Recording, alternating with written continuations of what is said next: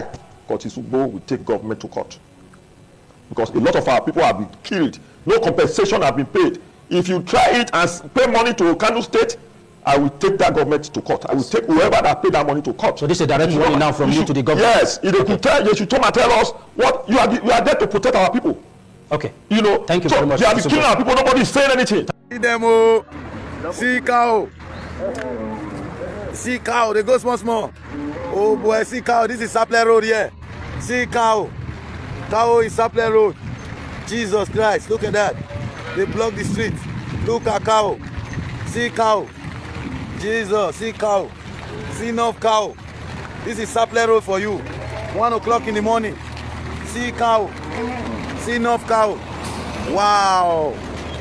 A Fulani man that is guiding cow, that doesn't even know, that have not seen 50,000 naira in his life.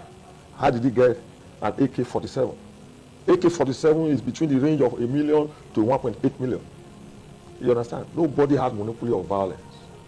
Okay. You know? So Buhari started this thing, and the only way to stop it, because terrorist-minded people do not like peace. Okay, but they are making money from it. You know, so everybody has to be harmed. Like what the DSS Director General was saying. If you know that I have a gun and you are coming to my house, you should be prepared. You know? Okay. So that is the way. With security chiefs, telling them again, for only God knows when, the other time, that his state has been taken over by bandits. Well, thank you. You see, the problem started from the administration of General Muhammadu Buhari, who is a supposed general of the Nigerian army. He started this movement. First of all, I remember then the commissioner for police here in Edo State was collating arms from the people. And I asked him, I said, Oga, how do you expect me to come and give you my gun that is protecting, I'm using to protect myself? If you have a licensed one. And I have a license to it. He said, no, that is the order from above. And I was sensing something. So at a point, the other time I went to his office, he got a call, and they were asking him, how many have you collated? He was trying to explain, at least I overheard what he was saying. You were there live? I was there live. You have facts Kukumo. and proofs? Yes. Okay. Then something told me that something is wrong. That was in 2015 or 2016, but when Buhari just came in. You know, I knew something was going wrong. All of a sudden, I heard that our borders were open for Fulani from other countries to come in. And after then, boom, our forest, the express road. I can't remember when last I traveled, even by the road to Epoma. I cannot imagine myself being taken into the bush by some dirty armed men, you know. So what they did was collect their guns, make them armless, let our boys go in.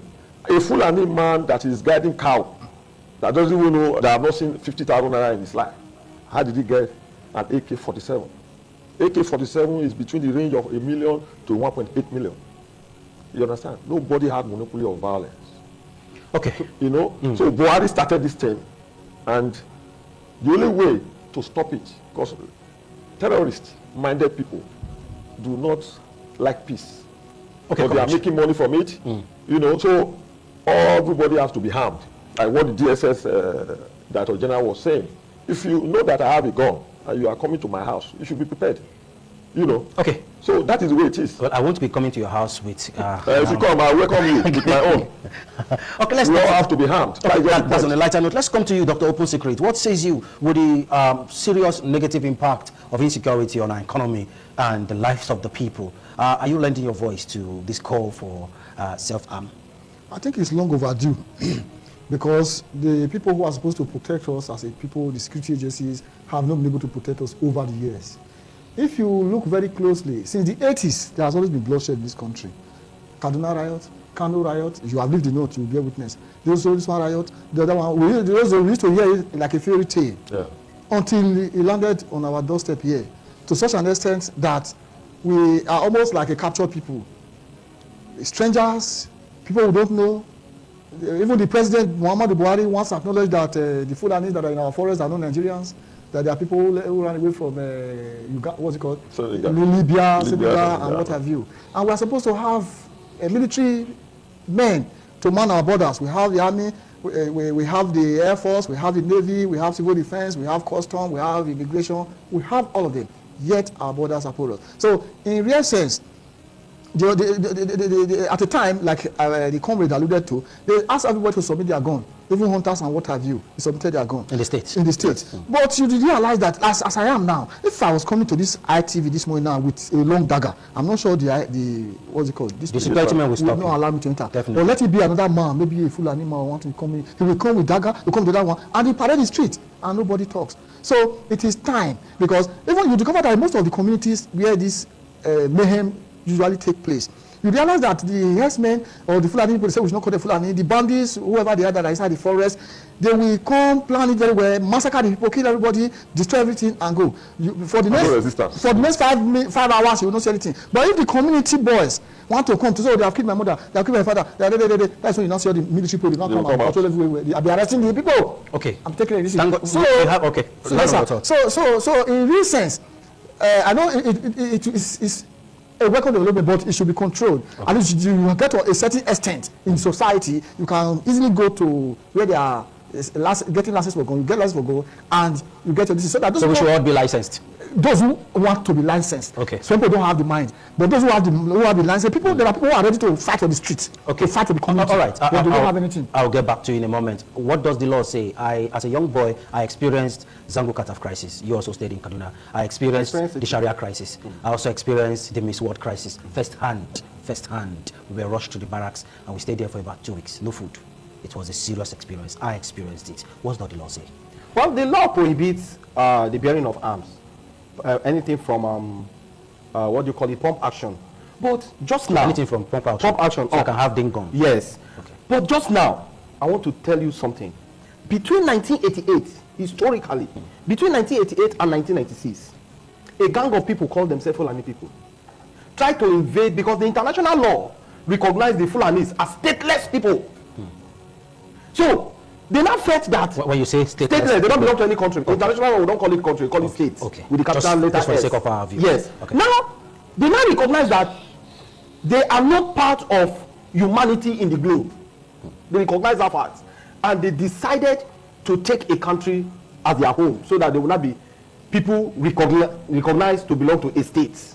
And they made an attempt to invade Central African Republic, and they met resistance. They almost conquer, because they believe in conquest. They almost conquer Central African Republic, but with the help of countries like Gabon, Cameroon, and others, helped Central African Republic to chase them out of Central African Republic.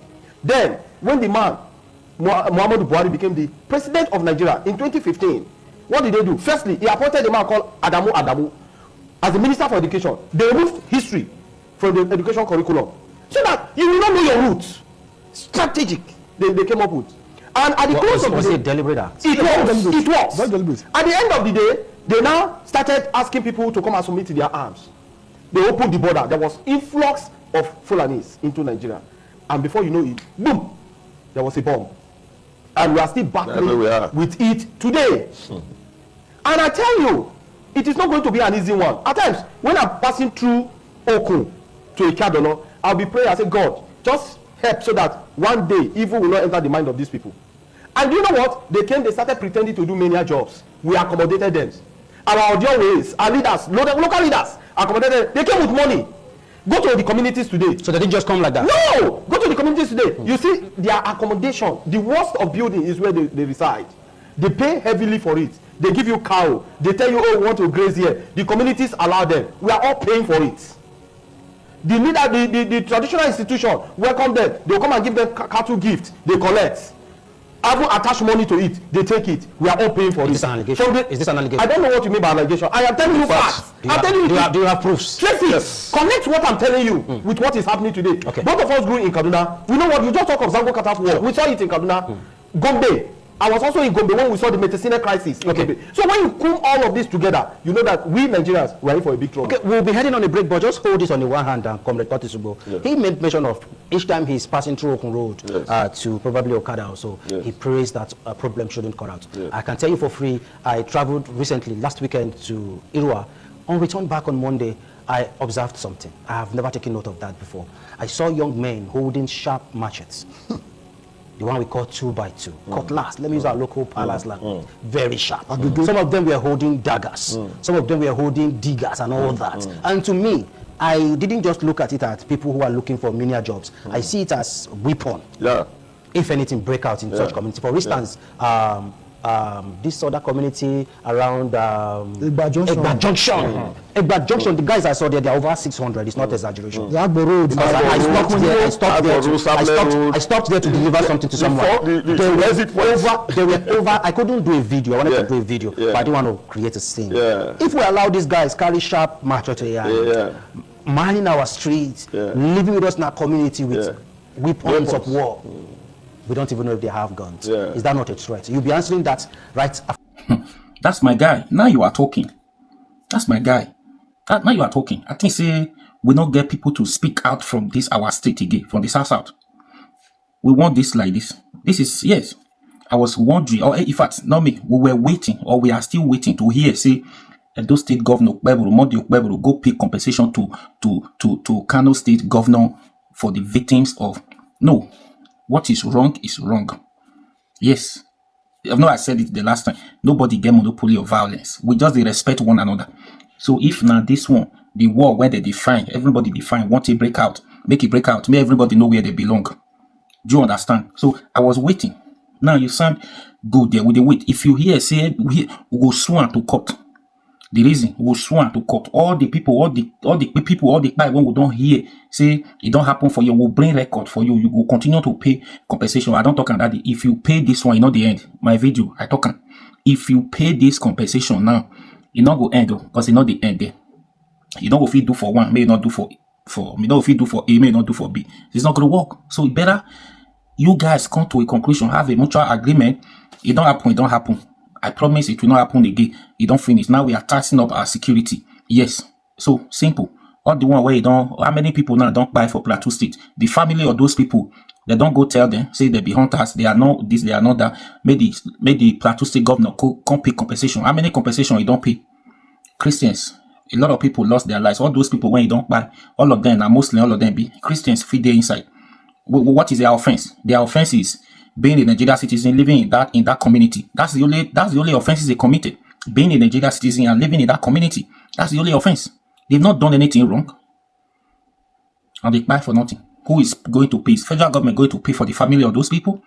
Don't be surprised. People from the south feed there. People from the south, people from the east, they feed there. If at all they could identify all of them one after the other, know where they comes from. Do you understand? So I look at the whole thing that day. No, I said it and I say, no, this is not right. I look at the whole thing like that day. I say maybe now because they don't see Monday Okpebolo finish. Say the man maybe not gentleman, you know, they talk. Maybe if they put pressure for his body, then he will quickly go pay because he will say you don't want trouble. For what? Who does that? If now Oshomole be the Edo State governor, you will come tell and say me Oshomole pay compensation. How? Which money? Oshomole will agree with you, say you will pay compensation. For what? See, if you did think, say, now Monday Okpebolo, now he be the Edo State governor, you they waste your time. Go and think. Now Oshomole see be the Edo State governor. Indirectly, now Oshomole they do torture. So make I tell you that one. So indirectly, now Oshomole be the Edo State governor. Monday Okpebolo is the face of the governor you are seeing. Other decisions of over the camera, Oshomole is the president, or is the governor. Is the governor. So tough decisions like this, they're not born Okpebolo where make it go make tough decisions like this without consulting Oshomole. They're not born away. If now Oshomole be the, you can't tell Oshomole say you will pay compensation. That day when you talk, Oshomole will disagree with you, saying a lie. It's not going to be possible. Or Kogi State governor, the same thing with Monday Okpebolo. All those where be say they be like cold water, ice block, where they not they talk, no action, nothing, anything. They say turn back, turn left, they turn left. They say when they put pressure for their body, they will do. I know if now White Lion of Kogi State, former governor, Yaya Bello, now he be the governor of Kogi State, he will come to say probably happen when the state may come pay compensation for another governor of another state because something happen. He's not going to pay. He's not going to listen to you, White Lion. And now White Lion is doing it directly like Oshomole doing third term in office. It's the same thing. So you know if you work. I was like, come on now. How many people? No, buy where are those people? And now you see those cows. You see those cows. You see where those cows they follow. So now busy place for Edo be that too. Busy place for Edo now be that too. Not be lonely road. Don't be saying a lonely road. We say people not dey there. Busy place when even children they dey everywhere they play. What if that cow, one of them lose control? He not follow, he not coordinate. He go wrong, enter person house. How you they carry this multitude of cows? They waka for road. They waka for road when people they pass, people they live in that area. Come on now, don't be way they train cow for there. Cow don't become animal. They don't become human being. Why they follow human being? They live for house. Eh?